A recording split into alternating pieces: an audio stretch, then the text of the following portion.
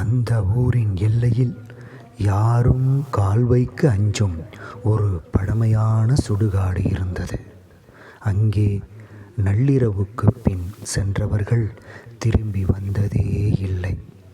முழு நிலவு இரவுகளில் சுடுகாட்டின் நடுவே தீ பற்றிய ஒரு மண்டை ஓடு மிதந்து வருவதாக மக்கள் சொன்னார்கள். அதை தாங்கி நிற்பது ஒரு பயங்கர பூதம். அதன் கண்கள் எரியும் நெருப்பு போல சிவப்பு, வாயில் நீளமான நாக்கு, ஒரு கையில் எரியும் மண்டை ஓடு, மற்றொரு கையில் தவறிழைத்தவர்களின் தலைகள்.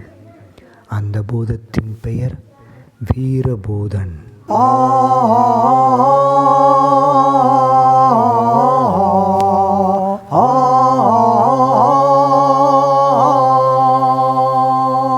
இந்த பூதம் எப்படி உருவானது என்றால், பல நூறு ஆண்டுகளுக்கு முன் அந்த ஊரில் தர்மதேவன் என்ற ஒரு வீரன் இருந்தான். அவன் ஏழைகளை காக்க, அநியாயக்காரர்களை அழிக்க உயிரையே பணயம் வைத்தவன். ஒரு நாள் அரசனே செய்த பெரும் அநியாயத்தை தர்மதேவன் எதிர்த்தான். ஆனால் அரசன் தந்திரமாக அவனை சுடுகாட்டில் உயிரோடு கொன்று அங்கேயே புதைத்தான். மரணத்தின் கடைசி நொடியில் தர்மதேவன் கூறினான், இந்த பூமியில் அநியாயம் நீடிக்கும் வரை என் ஆன்மா அமைதி கொள்ளாது. அந்த சபதமே அவனை பூதமாக மாற்றியது.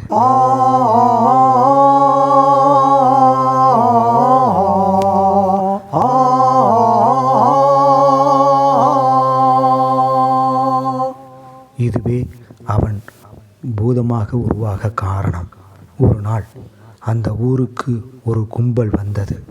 சுடுகாட்டில் புதைந்த தங்கத்தை கொள்ளையடிக்க. பூதம் எல்லாம் கதை என்று சிரித்தார்கள். அந்த நிமிடம் காற்று நின்றது. முழு நிலவு மேகத்துக்குள் மறைந்தது. மண்டை ஓடு ஒளிர்ந்தது. வீரபூதன் எழுந்தான். அவன் கர்ஜனை சுடுகாட்டையே நடுங்க வைத்தது. அநியாயம் செய்ய வந்தவர்கள் இங்கே உயிரோடு போக மாட்டார்கள். ஒருவரின் தலை அவன் கையில் விழுந்தது. மற்றவர்கள் ஓட முயன்றார்கள். ஆனால் ஆன்மாக்கள் அவர்களை சூழ்ந்தன. ஒரு நிமிடத்தில் சுடுகாடு அமைதியானது.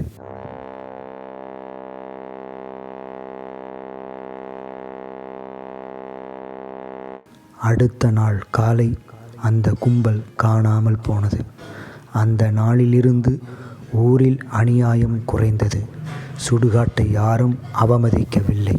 இன்றும் முழு நிலவு இரவில் எரியும் மண்டை ஓடும் வீரபூதனின் நிழலும் சுடுகாட்டில் தோன்றும்.